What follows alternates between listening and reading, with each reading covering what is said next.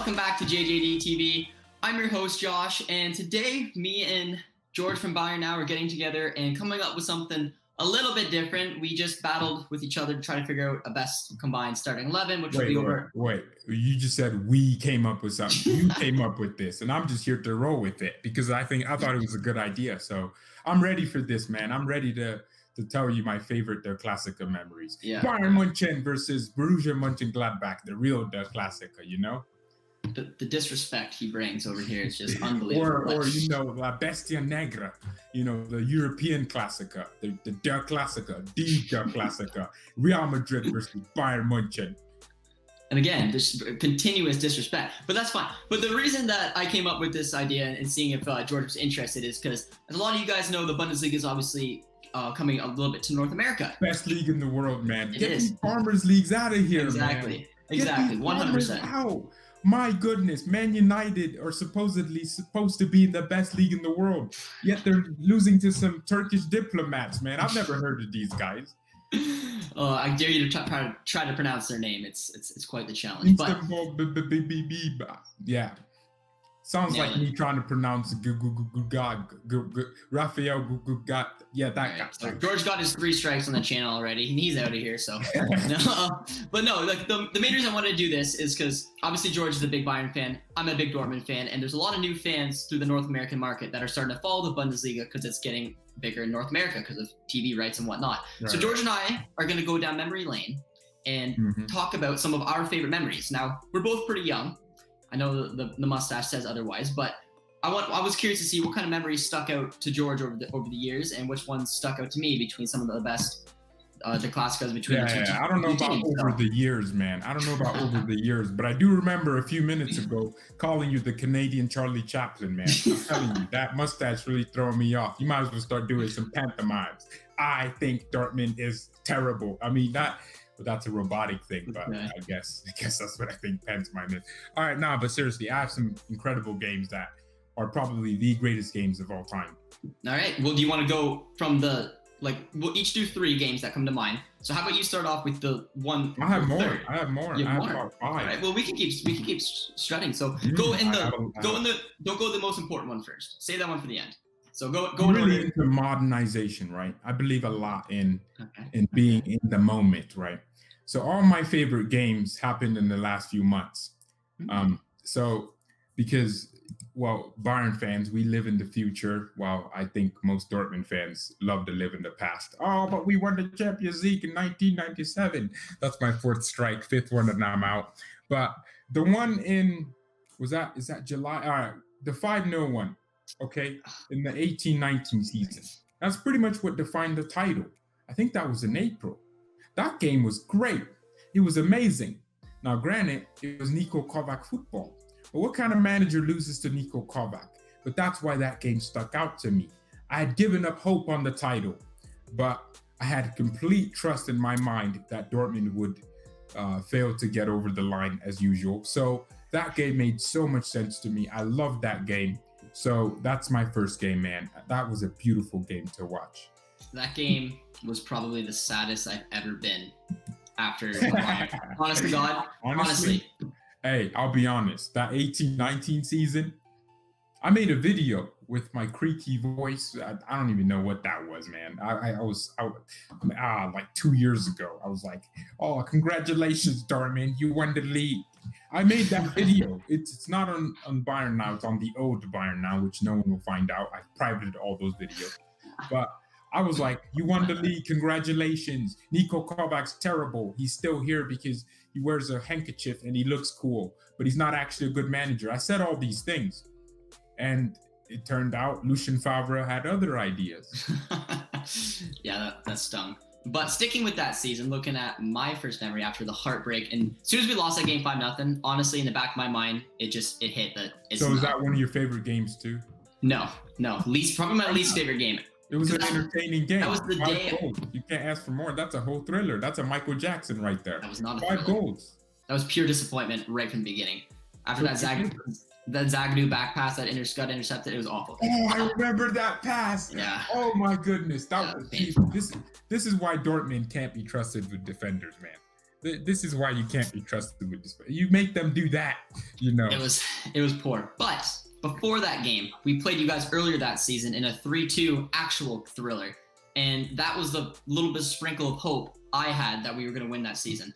Hey, Royce decided to turn into something else, man. Oh, that was a crazy game. I'll be honest. It was. When Marco Royce, this counterattack, I remember it. It keeps coming to my head. I think Hummels lost the ball. My Mats Hummels, bring it back. Hummels lost the ball. And then all of a sudden, Sancho wasn't like as well known. I think he played that game, I believe. He did. He was younger. Huh? He was very early in the season, and he wasn't as well known and as talented as he was, but he started that game and he used the ball. He gained more talent. I mean, you're saying it like he's sick, you know. All right, but the running, the counterattacking, and then Paco Alcácer, did he score in that game too? Well, if you remember, the beautiful through ball from Witsel to Paco took it away from the keeper in a little dink. Beautiful. You're saying it like it was a nice pass. It was a beautiful pass. It right through the defense, right on the Paco, took it away from the keeper. That's the difference, right? You see it as a beautiful pass. I see it as a defensive mistake from Bayern.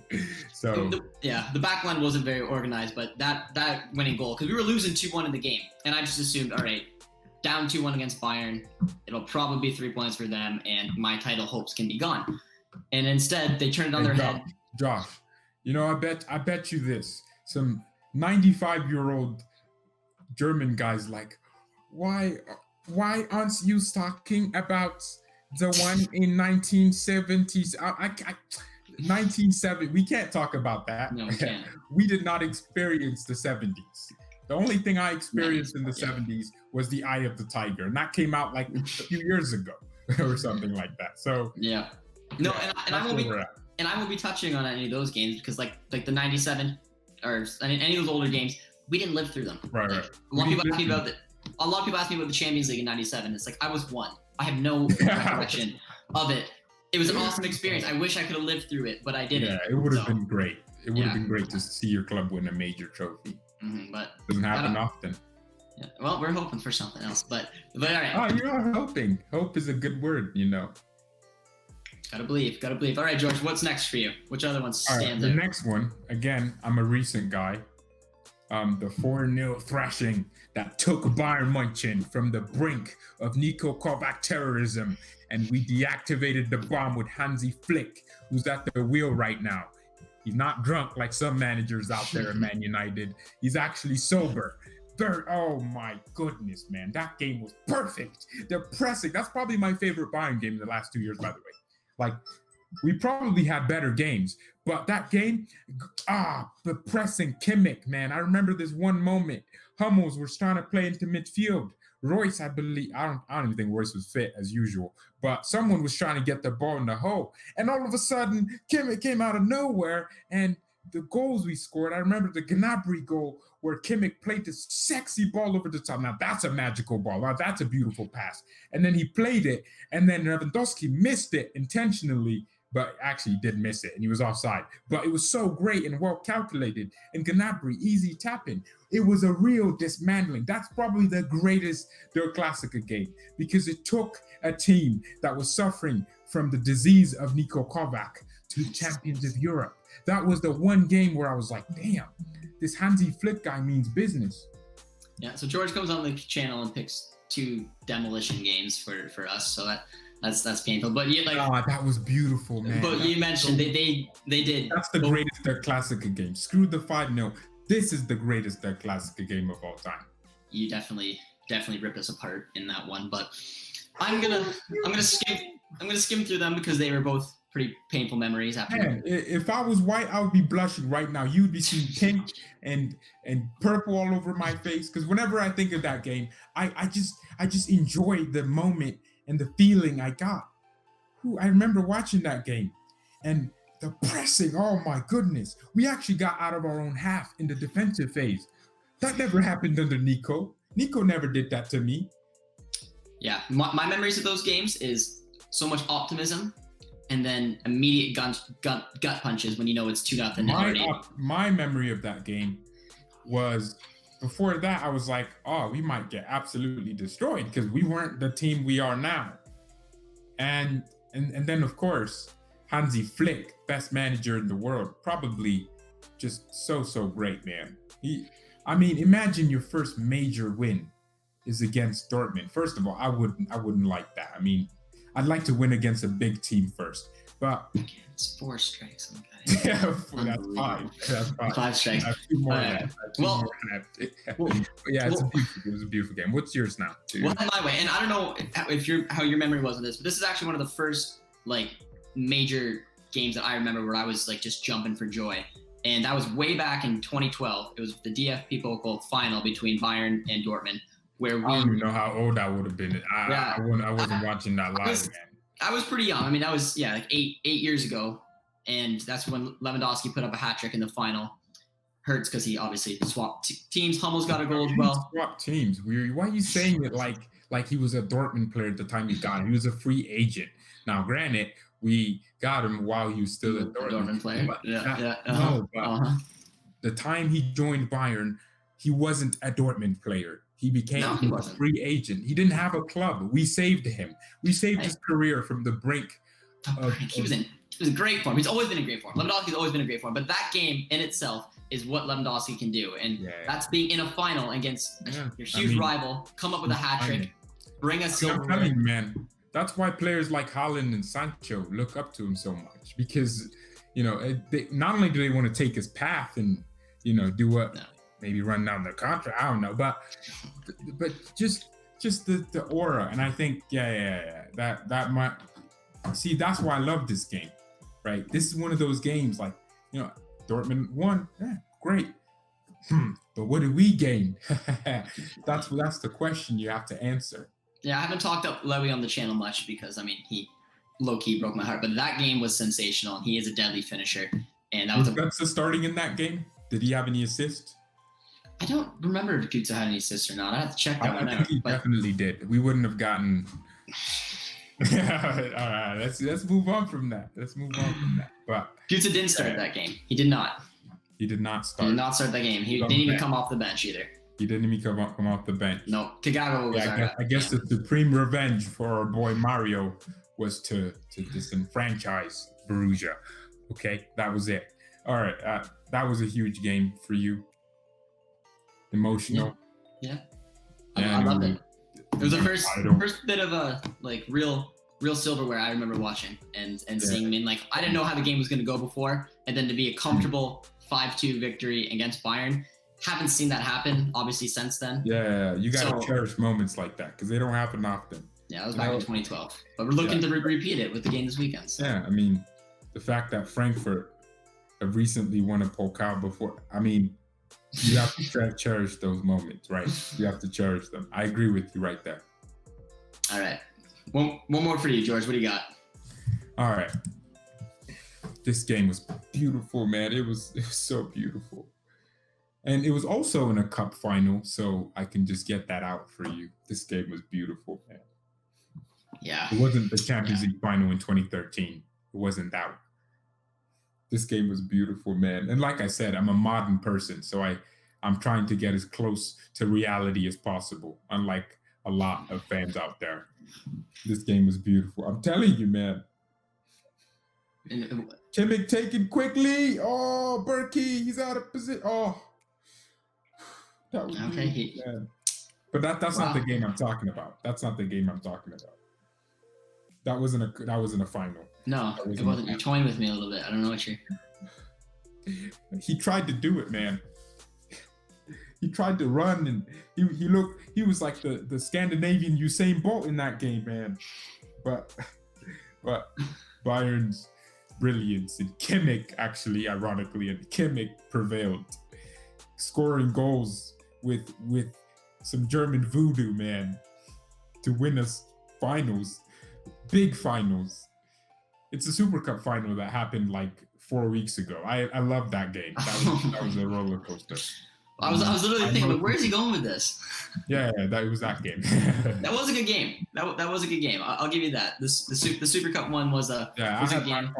What's your third game? My third and final game, and this is another one where I was in my dorm room in college. Why do you keep calling out these Dortmund wins? Why don't you do all right, see, I'm a football fan, right? You didn't pick a Dortmund win. All right, no, but I'm a football fan. Bayern is a better footballing team, which means we will play better football, we will win better, and that just ultimately leads to more. Like, for example, that 3-2 win in 2018, that wasn't all that. That was a great game, yeah, from a neutral perspective, but it wasn't a footballing game. The 4-0 we beat you, that was a footballing game. And then the Kimmich goal, the beautiful goal with 4-3, that was a footballing game, right? So every win we have against Dortmund is a footballing win. That's why I picked all our wins. But you're saying these Dortmund wins, but they weren't footballing wins. You know what I mean? George, I'd rather... I don't know what I'm talking about. Yeah, go ahead. I'd rather get stripped down and throw in the good old snow of Canada than watch Bayern win. So, circling back on that, we're going to look to the DFB Pokal, the year that we ended up winning it. We beat you guys in the semifinals. You guys were winning 2-1 again, like that 3-2 win in 2018. And Aubameyang and Dembele with that beautiful goal to win it 3-2. We went on to the finals. We won the cup. Where are they now? Where are they now? Dembele and Aubameyang, they left your club. Roy scored the opening goal, though, so that was, our legend's still there. But he doesn't need to leave Dortmund. It's impossible for him to leave on crutches. Living legend. Different. Living legend. But yeah, that was the game that... legend. Injured most of the times. Strike 5. Well, actually, I'm running out. Yeah, I mean, one of the best things about the Klassiker is that not only does Bayern have more wins, and actually every time we beat you, it tends to be a smashing, like a 5-0, or as you would say, 4-0. 4-0. Usually, those big hammerings come at you when you guys are at home.